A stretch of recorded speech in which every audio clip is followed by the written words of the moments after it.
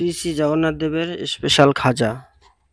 এই খাজাটা একটু স্পেশাল ভাবে তৈরি। এমনি নর্মাল সাধারণত খাজা বানানো খুব সোজা, কিন্তু এটা একটু মোড়ানোটা ডিফিকাল্ট। আর এটা খেতেও খুব সুস্বাদু, মুসমুসে। তো এটাতে আগেই তেল দিতে হয়, পরে ময়াম না দিলেও হবে।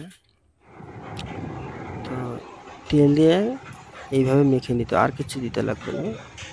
তো মাখার পর যখন দলা হয়ে যাবে, ময়ামটা হয়ে গিয়েছে, এবার আমরা জল দেব। বেশ ভালো টাইম হালকা জলে চটকাতে হবে, তারপর আবার জল দিতে হবে।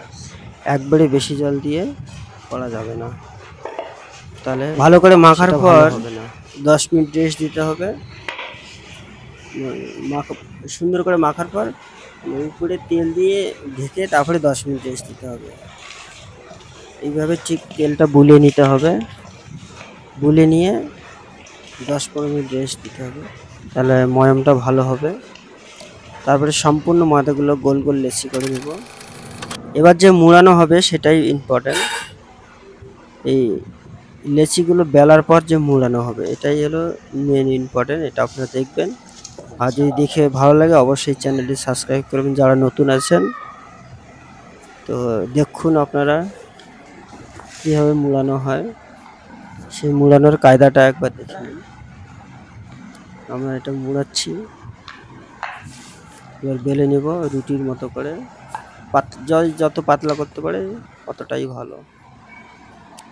পাতলা করে ঠিক এরকম বেলে নিয়ে এই ভাঁজটা দেখুন, এই রকম ঠিক ভাঁজ। এটা পাপড়ি, এক একটা পাপড়ি হবে, এগুলো খুব সুন্দর লাগবে দেখতে, আর খেতে তো পাপড়িগুলো অপূর্ব, যেমন মুসমুসে তেমন মিষ্টি। আর এটা 1 সপ্তাহ 1 মাসও কিচ্ছু হবে না, মুসমুসেই থাকবে। দেখুন কত সুন্দর হয়েছে, হালকা করে বেলে দেবেন, বাস। ঠিক একের পর এক এইভাবে আমরা করে যাব, আপনারাও করবেন। আর যখন তেল ছাড়বেন একদম হালকা হিটে, মানে হিট থাকবেই না, হালকা একদম। দেখুন তেল একদম গরম নেই, ঠান্ডা তেলের মধ্যে দিয়ে দেওয়া হলো।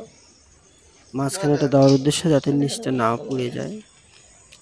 দিয়ে আস্তে করে খুন্তিটা বার করে নিয়ে এপিট ওপিট করে ভেজে নিয়ে তারপরে আমরা রসটা তৈরি করে দেখাবো। যতটা জল ঠিক অতটাই চিনি দিয়ে আমরা রসটা করে নেব, সেই রসটা করা আপনাদের দেখাবো। আর ততক্ষণে দেখুন এদিকে ভাজা হয়ে যাচ্ছে। আর গরম রসে দেওয়া যাবে না, রসটা একটু ঠান্ডা করে তারপরে দিতে হবে, একদম গরম রসে দেওয়া যাবে না। তো আমরা এবার বানাচ্ছি এটা। চিনিটা দিয়ে দিলাম, এরপরে জল 500 চিনি মানে 500 জল মেপে দিলে ভালো। বেশি জল দিয়ে অনেক টাইম ফুটাতে লাগবে, এটা ঠিক অল্প টাইম একটু ফুটালেই হয়ে যাবে।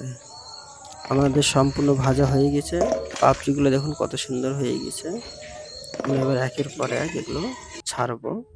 রসটা ঠান্ডা হয়ে গেছে, ছেড়ে বাস ভগবানকে অফারিং করে আমরা এবার প্রসাদ পাবো। কৃষ্ণ বল দয়াময় করিবারে জীবা জয়, সপ্রসাদ অন্ন দিলা ভাই। কৃষ্ণ হলো বহুত দয়াময়, এই জন্য আমরা কৃষ্ণকে দেব। আমাদের সমস্ত দুঃখ কষ্ট নিবারণ করবে, কৃষ্ণকে এইটাই হলো দেওয়ার উদ্দেশ্যর কারণ। তো আপনারা যারা যারা বানাবেন অবশ্যই ভগবানকে ভোগ লাগাবেন, সেটা আরো বেশি অপূর্ব সুস্বাদু হবে। তো আপনাদের সবাইকে অসংখ্য ধন্যবাদ মূল্যবান সময় দেওয়ার জন্য। খুব সুন্দর আপনারা ধৈর্য ধরে দেখলেন।